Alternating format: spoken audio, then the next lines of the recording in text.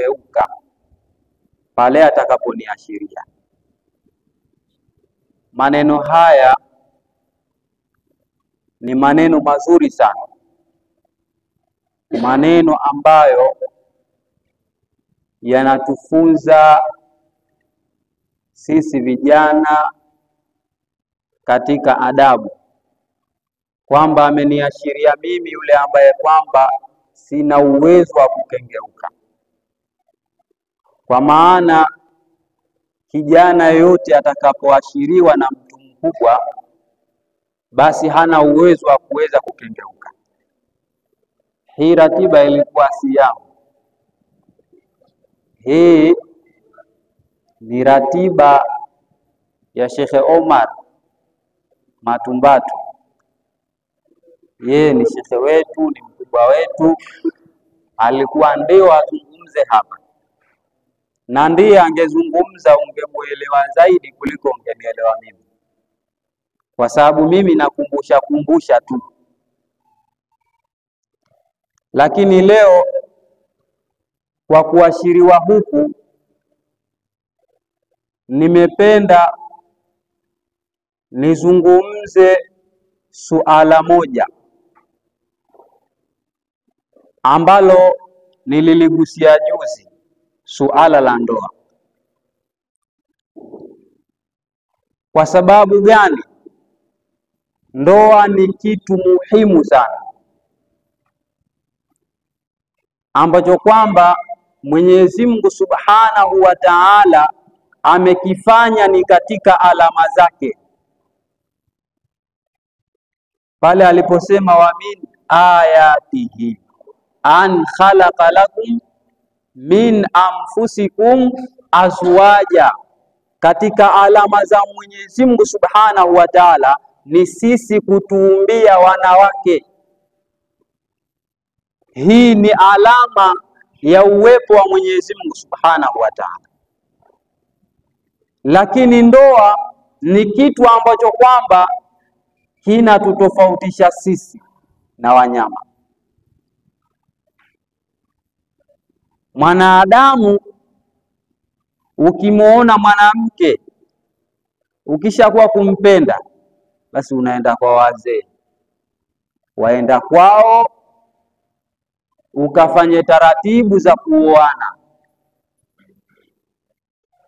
Lakini haiwezekani tu kwamba umemuona mwanamke mzuri basi uende ukafanye naye tu zinaa basi na kumuoa, kwa sababu wanyama wao wakipatwa na zile ashki wao wanafanya tu,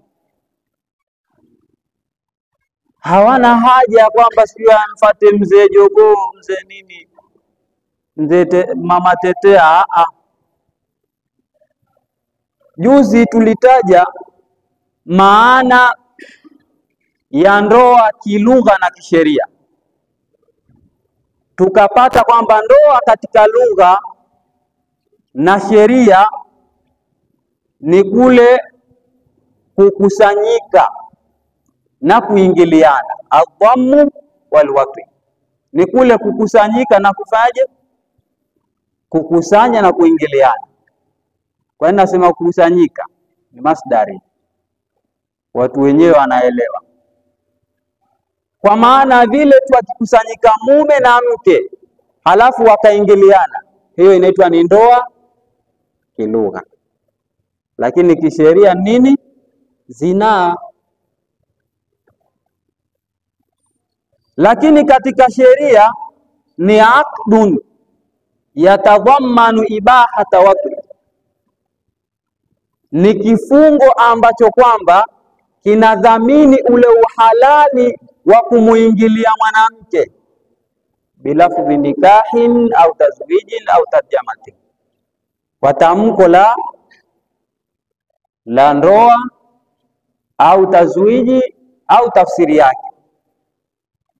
Kwa maana kama uzawijuka bintaya fulana ta binti fulani, si ndio?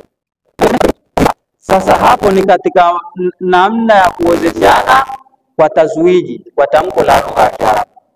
au tarjamatihi, au tafsiri yake, ambapo tafsiri yake waweza ukaozesha kwa lugha ya Kiswahili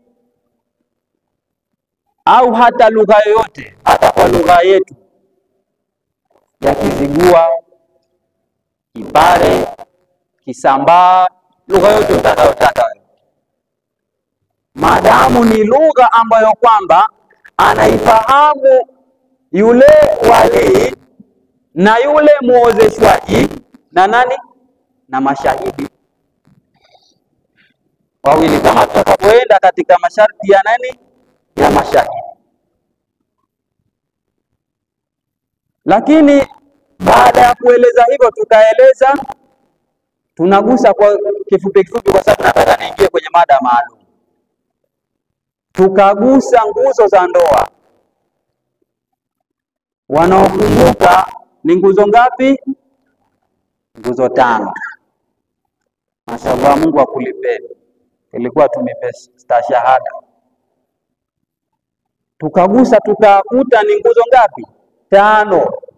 Ni zaujun, mume wa zauja, na mke wa waliyun, na walii wa shahidani, na mashahidi wawili, wa swigha aleta. Mungu akulipeni kwa kweli.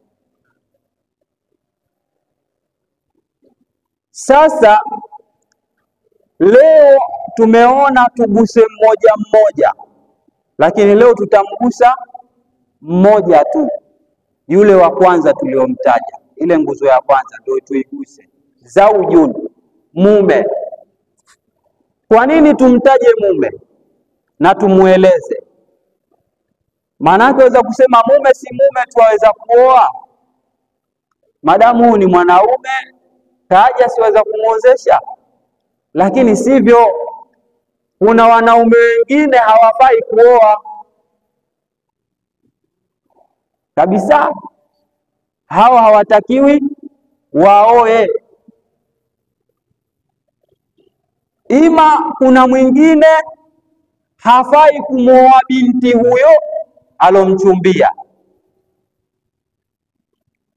kwa sababu ya kukosa sharti zinazofaa yule mwanaume kuweza kumwoa yule binti. Wanavyuoni wanasema shurutu zauji 6, sharti za mwanaume ni 6. Mwanaume ana sharti 6. Ya kwanza ni al-ikhtiyar. Hapa nitazitaja kwa mujmala, hapo nitakuja kwa tafsiri.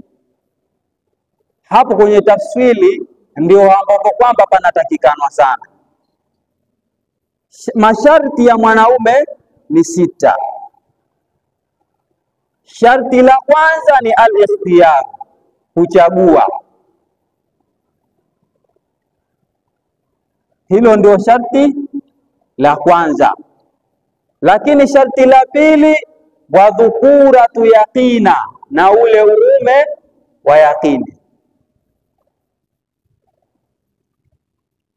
Hilo ni sharti la pili ambalo kwamba mwanaume anatakiwa kuwa nalo.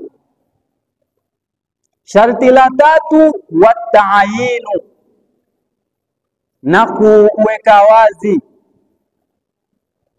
Nitakuja kupambanua. Lakini sharti la 4, wa ilmuhu bismi almar'a, na kujua kwake jina la yule mwanamke. Lakini kuna sharti la 5,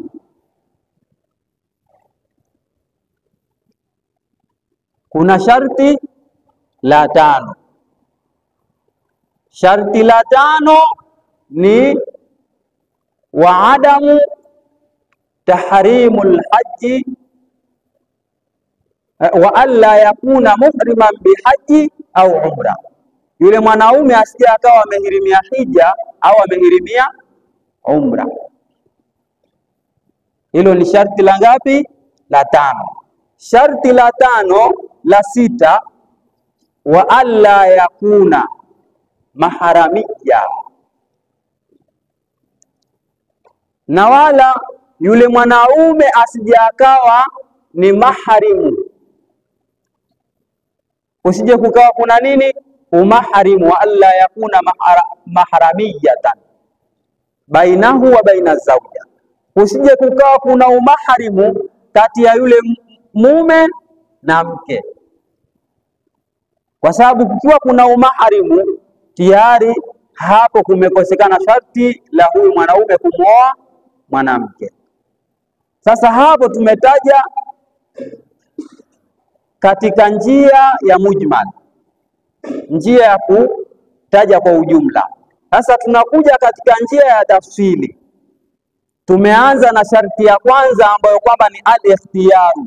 Hapa kuna kitu kikubwa sana ambacho kwamba tunatakiwa tukielewe. Mwanaume anatakiwa achague kuoa, si alazimishwe. Si mwanamke alazimishwe kuoa, bali mwanaume anatakiwa achague. Mathalani, yawezekana mwanaume, mimi si mtu wa mambo hayo na Mwenyezi Mungu aniepushe, ndio lakini nayasema kwa kusemea haki. Maana ingekuwa upande wangu ningeambiwa natetea. Mimi si mtu wa mambo hayo, lakini nasemea sasa, na Mungu aniepushe, kwa sababu waweza ukaingia. Mfano, umemkuta kijana na binti yako wanazini, mara moja unaita shekhe, wanakuja pale kufungishwa ndoa. Tunaita ndoa za nini? Za mkeka. Hii si ndoa. Sisi tunaelewana vizuri. Kwa nini si ndoa? Kwa sababu huyu si mwanaume wa kumwoa huyu mwanamke. Kwa nini si mwanaume wa kumwoa huyu mwanamke? Umekosekanwa kitu kinachoitwa al-ikhtiyaru. Huyu mwanaume hajamchagua huyu mwanamke, na wala hajakuwa tayari kumwoa huyu mwanamke. Kwa hivyo ndoa hii ya kulazimisha moja kwa moja, ndoa hii imekosa sharti, ni batili. Lazima uhakikishe kwamba huyu mwanaume amekubali yeye mwenyewe kuoa, si amelazimishwa wala ameshikiwa bunduki kuweza kufanya kitu kama hicho. Hiyo ni sehemu ya kwanza. Lakini sehemu ya pili ilikuwa tuishie hapo, manake palikuwa patoshe, lakini hebu tuendeni, nadhani hatutosahau. Sehemu ya pili ni wadhukuratu yaqina, na uume wa yaqini. Mtaniswame, hii ni sheria, inabidi tuzungumze. Mwanaume ambaye kwamba hana ule uume wa yaqini, twaelewana vizuri, mwanaume huyu hafai kuoa, ndiye ni haramu kuoa. Huwezi tu ukamchukua mwanamke ukamweka kule ndani tu, hicho kitu hakiwezekani. Na wengine hufanya hivyo tu kwa kuogopa aibu, baadaye yule mwanamke umemfungulia njia ya kuzini. Hili halitakikani. Na saa haya sasa ukawa sasa umezua balaa kubwa, ikawa kawashawishi ndugu zako. Maana wapo wanawake hao kaolewa na mwanaume hana uume wa yakini, kisha yule mwanamke yule anashawishi ndugu zake yule mume. Hili ni tatizo ambalo wewe unatakiwa kama labda ni ugonjwa, tafuta tiba kwanza. Kwanza hujapona, zile ashki umezitoa wapi? Tafuta tiba kwanza. Lakini kama ni asili yake, huyu hafai kuoa mwanamke.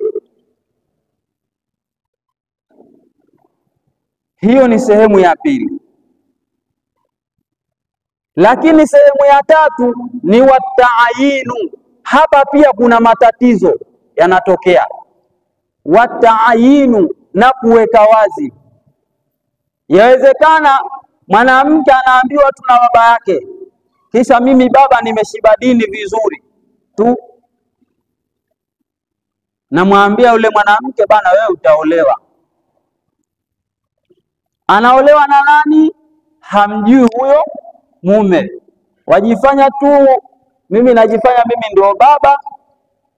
Madamu ndio baba, sasa na uwezo tu wa kumlazimisha huyu binti afanyeje? Aolewe. Hapana, lazima huyu mwanamke aweze kumjua huyu mwanaume. Mwanaume amjue mwanamke, lakini mwanamke pia amjue mwanaume.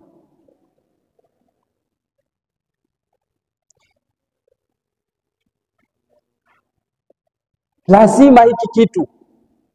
Sasa sio wamwozeshe ule binti, baadaye akimwangalia mwanaume mwenyewe niliozeshwa ni huyu, kumbe yeye mwenyewe hakumridhia maskini ya Mungu. Ambia baba, mimi huyu bana nitapata dhambi. Kama yule mwanamke aliyowahi kuozeshwa kwa mwanaume wakati wa Mtume, yule mwanamke maadamu hakumpenda yule mwanaume, alimfuata Mtume, akamwambia Mtume, mimi huyu mwanaume naona atanitia dhambi. Maana simpendi. Kwa nini? Simpendi tu. Utarudisha bustani lake, utarudisha mahari yake. Asema ndio. Akarudisha mahari, akaachana. Sasa na wewe pengine mwanaume umeoa tu bwana, umepigiwa simu na mzee wako, mimi nishakuletea mke huko, ukapigishwa ndoa. Mwanaume ukimtizama yule mwanamke hata hakuvutia hata kidogo, wana tu mwanamke gani huyu? Jamaa zako akija wanaona haya kumtambulisha. Mwanamke ambaye kwamba hata jamaa yako akija, basi ukimuonyesha kidogo waona raha. Hiyo ni sharti la tatu. Lakini sharti la nne ambalo